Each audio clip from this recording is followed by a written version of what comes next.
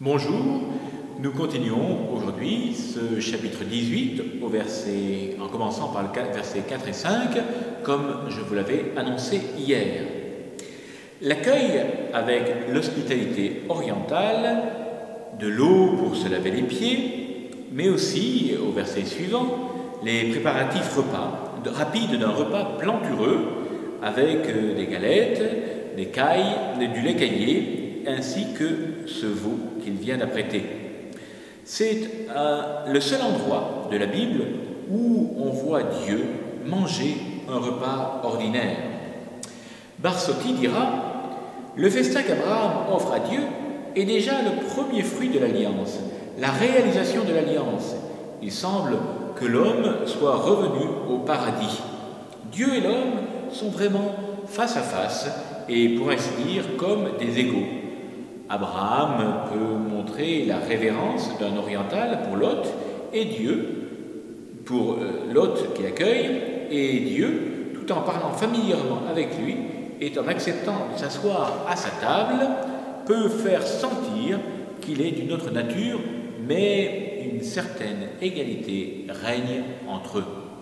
L'homme qui parle à son Dieu s'adresse à lui avec une gentillesse exquise, et le Seigneur lui répond avec une humble et douce simplicité.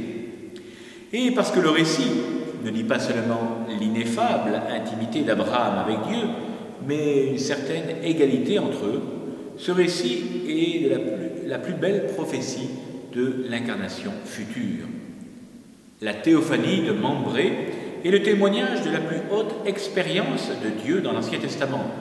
Seul l'Évangile en donne la clé. C'est pourquoi elle reste isolée dans la longue histoire qui porte l'humanité vers Dieu. Mais c'est pourquoi aussi, quand l'iconographie chrétienne voudra représenter Dieu, elle reviendra à cette scène comme à un thème obligatoire. Accueillant sous sa tente 3 voyageurs fatigués, Abraham découvrit en eux son Dieu et l'adora sous le vêtement de l'homme. Par l'hospitalité d'Abraham, Dieu revient habiter la terre et la terre redevient le paradis de Dieu. Contrairement aux autres théophanies, ici Dieu se repose. Ce n'est pas l'homme qui monte sur la montagne, c'est Dieu qui descend vers l'homme et repose dans sa demeure. Et le Verbe s'est fait chair et il a demeuré parmi nous, dira saint Jean. Aucun autre passage de l'Ancien Testament ne nous parle de l'ère messianique comme d'un festin où Dieu et l'homme sont à la même table. Mais quand Dieu se fait homme, il prend aussi l'image d'un festin pour révéler la tendresse de son cœur divin. L'apparition de Dieu près du chêne de Mambré est la plus pure figure de ce que sera l'ère messianique où Dieu et l'homme vivront une même vie. Il y a une différence ici, ce n'est pas Dieu qui prépare le festin.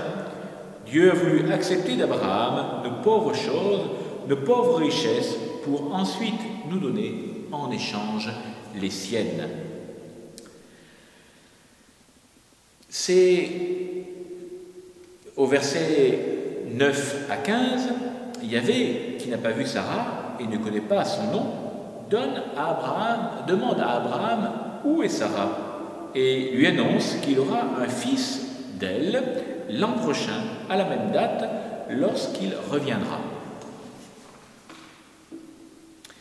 Saint Hilaire dira à ce sujet « Dieu parle à Abraham, lui promet que Sarah enfantera. Ensuite, 3 hommes se présentent devant lui. Il adore un seul et le confesse Seigneur.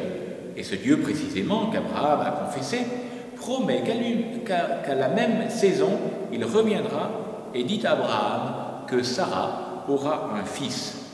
Cet homme qu'Abraham a vu, il l'adore comme Seigneur. Il reconnaît là, en effet, le mystère de l'incarnation future.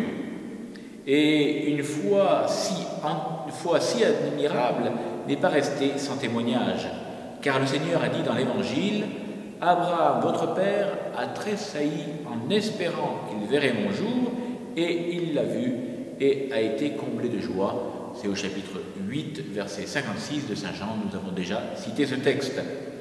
Abraham a vu un homme, cet homme promet qu'il reviendrait à la même saison. Regarde maintenant l'effet de la promesse et souviens-toi que c'est un homme qui a promis. Que dit l'Écriture? Et le Seigneur visita Sarah. Cet homme est donc le Seigneur, accomplissant ce qu'il a promis. Et ensuite, et Dieu fit à Sarah comme il avait dit. On l'appelle homme quand il parle, Seigneur quand il visite, Dieu quand il accomplit. Tu sais bien qu'un homme a parlé, puisqu'Abraham l'a vu et entendu, et comment ignorer qu'il est Dieu quand la même écriture qu'il avait appelé homme le confesse Dieu. Car il est écrit, Sarah conçut et enfanta un fils à Abraham dans sa vieillesse, mais l'homme a dit qu'il reviendrait. Crois qu'il est homme, celui qui est venu, mais qu'il est en même temps Dieu et Seigneur.